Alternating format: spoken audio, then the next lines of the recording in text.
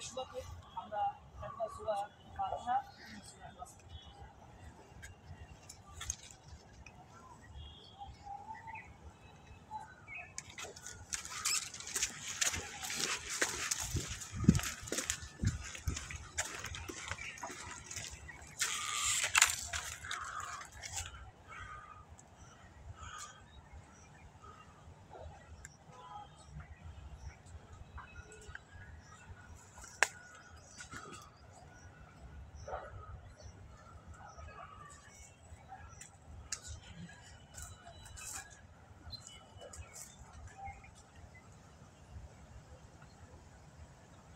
দরুদ শরীফ পড়বো এবং আমাদের দেশের শান্তি শৃঙ্খলার জন্য দোয়া করব এবং আমাদের দেশের রাষ্ট্রীয় নিরাপত্তা এবং দেশের সম্পদ আমাদের স্বাধীন সার্বভৌমত্ব যেন ঠিক থাকে, অটুট থাকে, সেজন্য আমরা দোয়া করব। এবং আমাদের শহীদ, বিশেষ করে আমাদের জুলাই বিপ্লবে যেসব শহীদ গান হয়েছেন তাদের রুহের মাগফিরাতের জন্য দোয়া করব।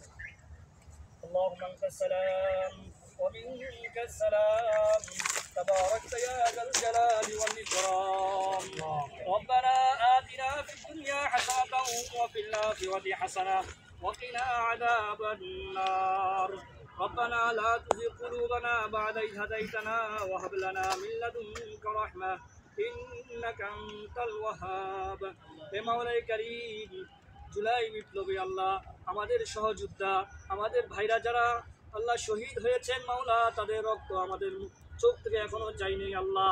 আল্লাহ তাদেরকে মাফ করিয়ে দেন আল্লাহ। আল্লাহ যারা জুলাই বিপ্লবের পূর্ববর্তী সময়ে মাওলা এই দেশের জন্য যারা জীবন দিয়েছে, এ দেশের জন্য যারা সংগ্রাম করেছে, সবাইকে তুমি আল্লাহ মাফ করিয়ে দেন আল্লাহ। এ আল্লাহ সবাইকে তুমি জান্নাত ফেরদাউস দান করেন আল্লাহ।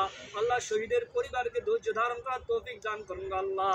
আল্লাহ যারা আহত হয়েছে আল্লাহ তাদেরকে সুব্যবস্থা করে দেন আল্লাহ, সুচিকিৎসার ব্যবস্থা করে দেন আল্লাহ। আল্লাহ তাদের দ্রুত আল্লাহ সুস্থতা দান করেন আল্লাহ।